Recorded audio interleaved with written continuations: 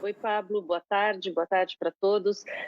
Olha, Pablo, tem sido um fim de semana bem complicado, uma situação que a gente nunca pensou em viver, né? A gente está aqui há 5 dias em quarentena, todo mundo realmente quase trancado dentro de casa. E o governo, na sexta-feira, teve uma grande preocupação, porque esse ia ser realmente o primeiro final de semana de quarentena, e inclusive se fizesse um tempo muito bonito, com sol, né, para os italianos que estão vindo aí de um longo período de inverno, toda a Europa, inclusive, ia ser difícil segurar as pessoas em casa. Mas, felizmente, na verdade, o tempo está feio aqui esse final de semana, está até bem frio, e o governo fez muita campanha para que as pessoas continuassem dentro de casa e isso está funcionando. Na Espanha, nós vimos cenas de pessoas aplaudindo e apoiando Pedro Sánchez depois das declarações que ele deu com relação às medidas que a Espanha vai tomar. Na Itália, há um apoio ao primeiro-ministro Conte ou a população reclama de um certo atraso por parte do governo, André? Olha, Pablo, eu acho que foi difícil a população, no início, se conscientizar.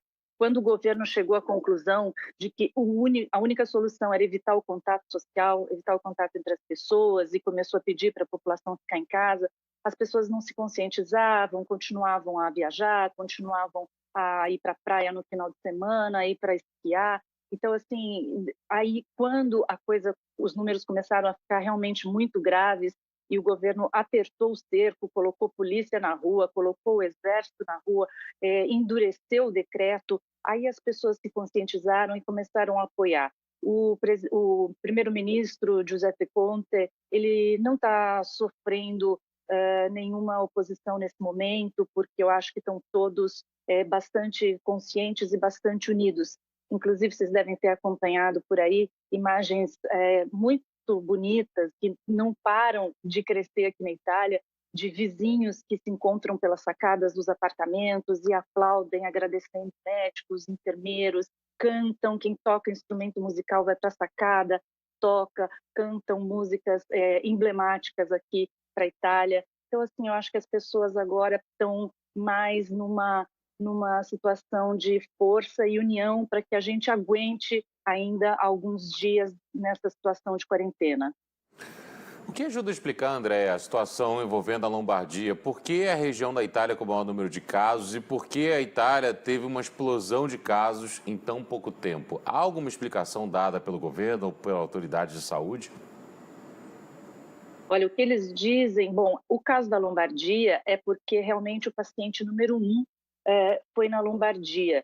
Ele era um paciente que tinha tido um contato com alguém que veio da China e ele ficou assintomático, ele não teve sintoma algum e ele começou a ter a vida dele normalmente e isso começou a se proliferar. E quando as medidas mais duras começaram a acontecer, as primeiras medidas, já era tarde, já tinha muita gente infectada e a Itália é um país de idosos, né? Isso é um grande problema. A Itália realmente é uma população muito envelhecida e os idosos são muito frágeis a essa doença, como a gente já sabe. Então, daí para frente, se alastrou demais a situação e ficou quase incontrolável. Agora, eu acho que ela está começando a ficar controlável, apesar dos números ainda estarem crescendo. E eu não sei se vocês já informaram aí, Pablo, ontem os médicos aqui estavam bastante otimistas com um remédio que está sendo testado em Nápoles. É um remédio para artrite reumatoide que está tendo bons resultados. Não é uma cura, não é um remédio específico para o coronavírus, nada disso ainda, mas é um remédio que está dando para artrite reumatoide que está dando bons resultados na melhora de pacientes.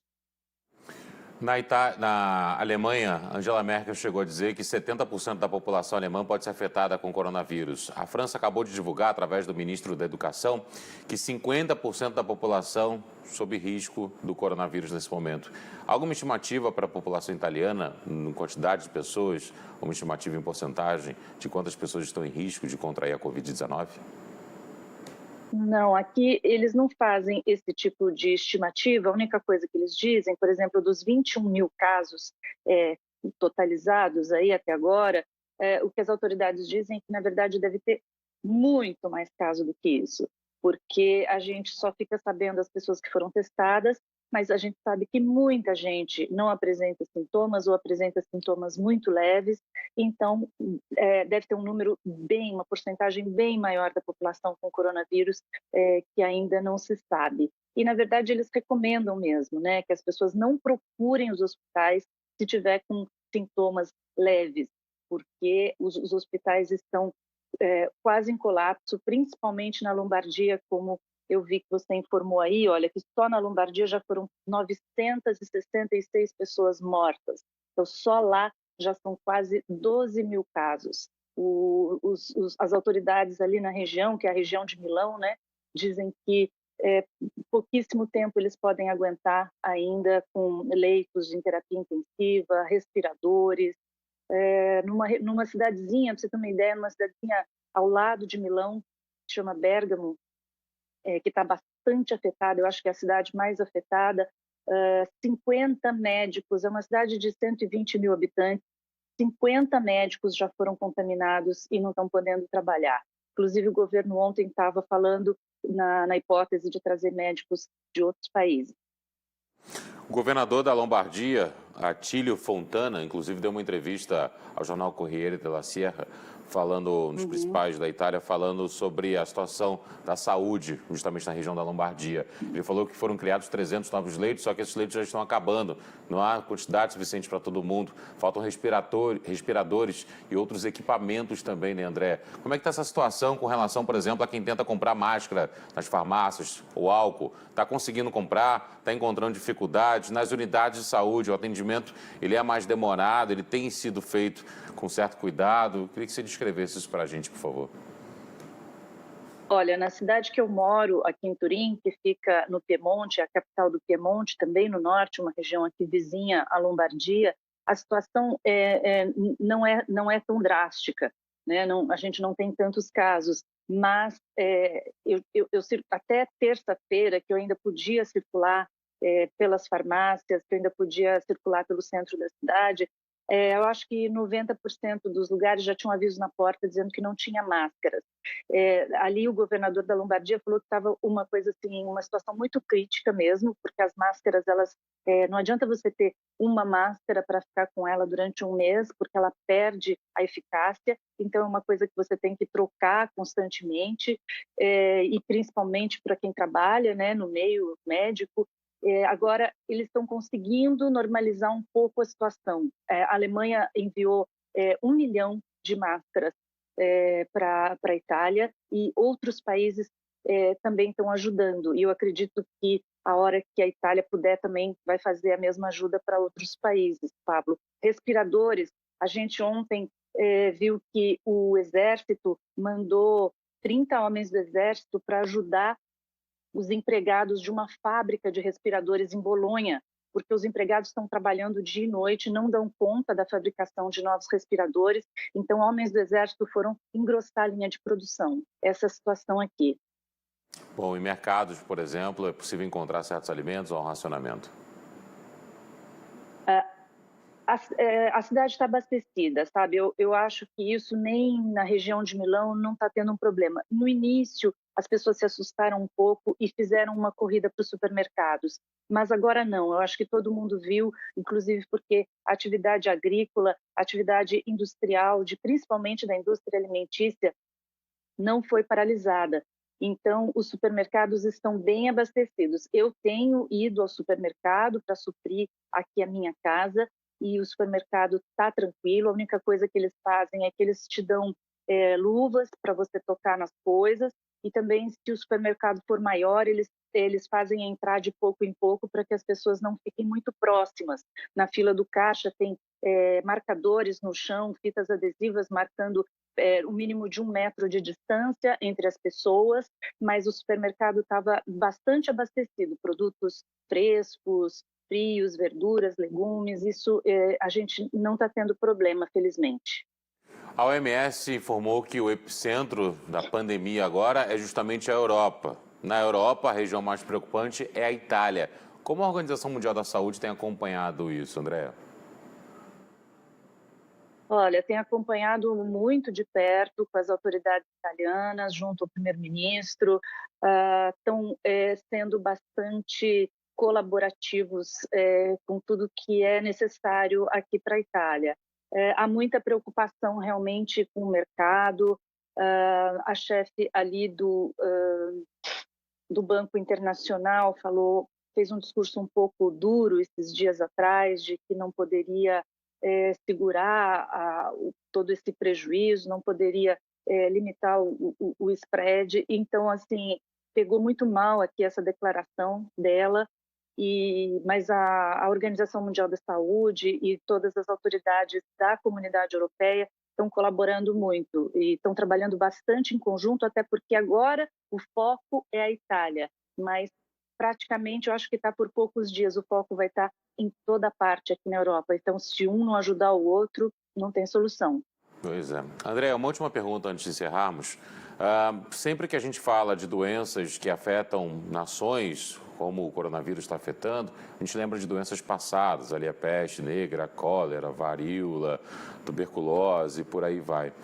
A Itália é um país que já passou por muitas dessas doenças em toda a sua história, inclusive com guerras e tudo mais.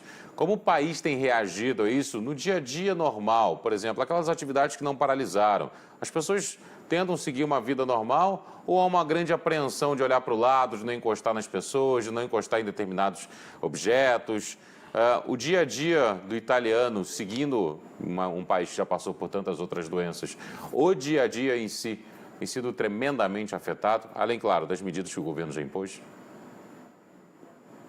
Sim, como o italiano viveu, inclusive, ainda muito de perto, né, a Segunda Guerra Mundial, tem pessoas que vivem até hoje, que passaram pela Segunda Guerra Mundial, isso ainda está muito vivo na memória dos italianos, né? Se não foi a pessoa que ainda está viva, foi o pai, foi o avô. Então, assim, eles comentaram aqui, muitos, que é um clima um pouco de guerra mesmo, é um clima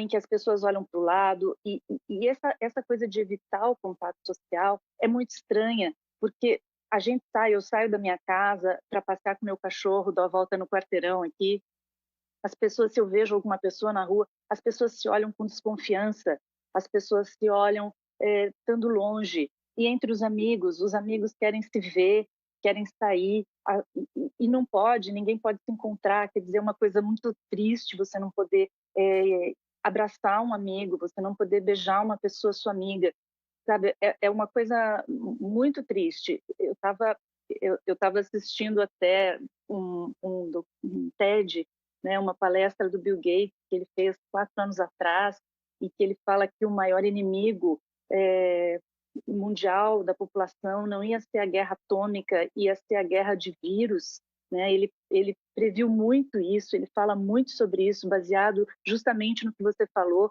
de desafios, né, que já tivemos anteriormente com outros tipos de vírus que afetaram muito a população mundial. Ele falou que o nosso grande desafio ia ser combater os novos vírus para dizimar populações inteiras. E é muito interessante, porque é o que nós estamos vendo acontecer.